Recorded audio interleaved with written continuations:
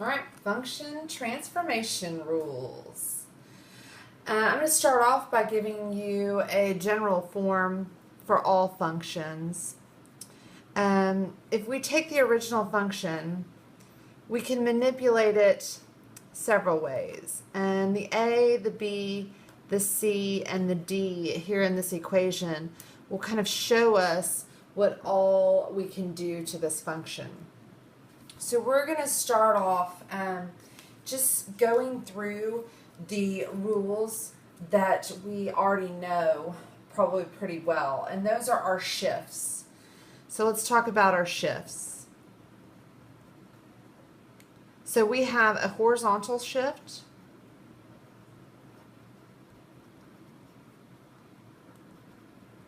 and that affects letter C.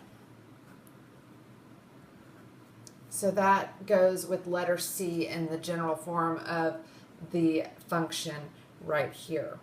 And basically what that is saying is if you visually see a plus or an addition sign inside the function,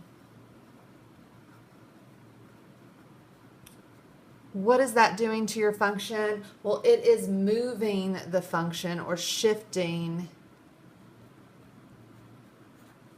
to the left. If you see, now this is a plus sign. If you see a subtract sign,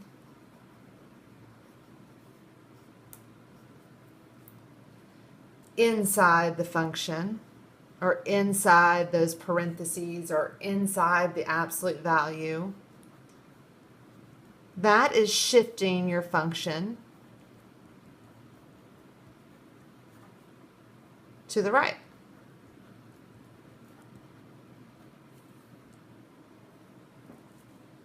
All right, that's your horizontal shift. Now we also have a vertical shift.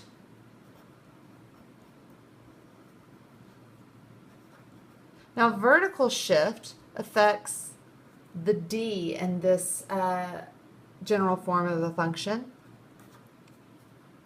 If you see an add on the outside of function.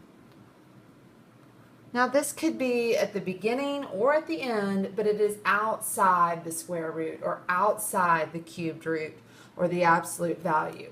So an add sign on the outside of the function, that is going to move the function up. So a subtract sign on the outside is going to move that function down.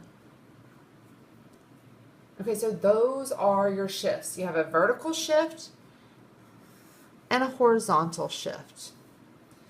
Now let's talk about your reflections. Let's get a different color. Purple. So your reflections are going to are going to have to do with seeing a negative sign. And it all depends on where you see that negative sign. Now, if you see a negative sign inside the function, so negative sign inside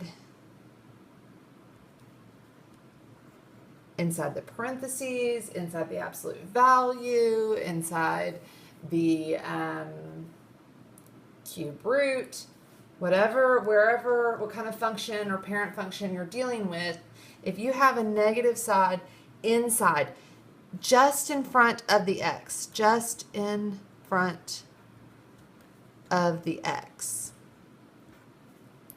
that is going to reflect, you could say flip if you wanted to, over the y-axis.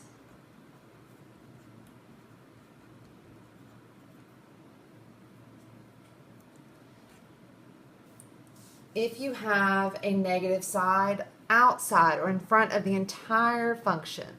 So negative sign on the outside,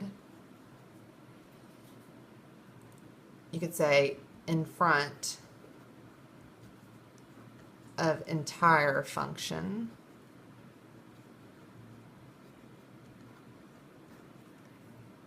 That is going to flip over the x-axis or reflect over the x-axis.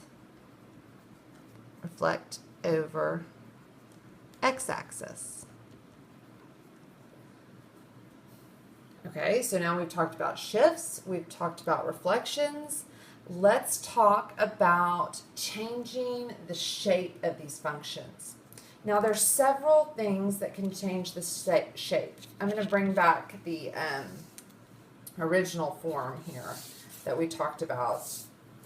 And I want to talk about the A and the B. Now, if you multiply the entire function by a number, that would be your A, you will get a vertical stretch. So we're going to talk first about vertical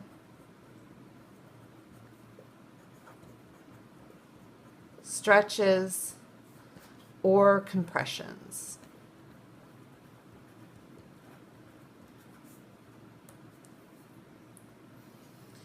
Okay, now imagine like silly putty, and if you pull it up, you're stretching it up, your graph is going to become what looks like narrower. And if you vertically compress it down, it's going to get fatter or closer to the x-axis. So if you can kind of visualize that. You can use your calculator to help you with these. I would. But just remember, a vertical stretch or compression occurs when you multiply by a number on the outside of the function. So it affects that A, and you are multiplying, I don't even know how to spell multiplying. I think there's a Y and an I. Multiplying by a number outside function. So the entire function is being multiplied by a number. You could say 2 times the absolute value of an x. So example, f of x equals 2 times the absolute value of x. That is a vertical stretch there. Now, horizontal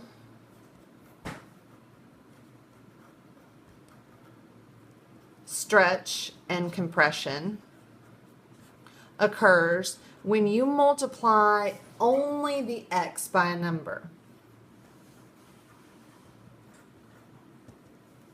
And that affects the B in that general form. So that's when you're multiplying only the x by a number.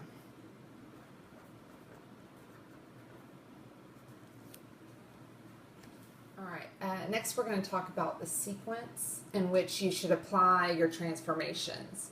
So if you're beginning with a parent function, what should you do first?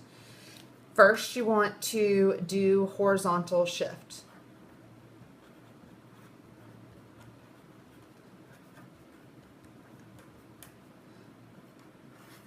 Next, you want to do any stretches or compressions that you might have. So any numbers that are being multiplied by your function, whether inside or out. Third, take care of your reflections. Does it flip over the x-axis or over the y-axis or both sometimes? And finally, the last thing you want to deal with is your vertical shifts. Order is everything. Okay? So make sure that you go in the correct order so you get the right graph.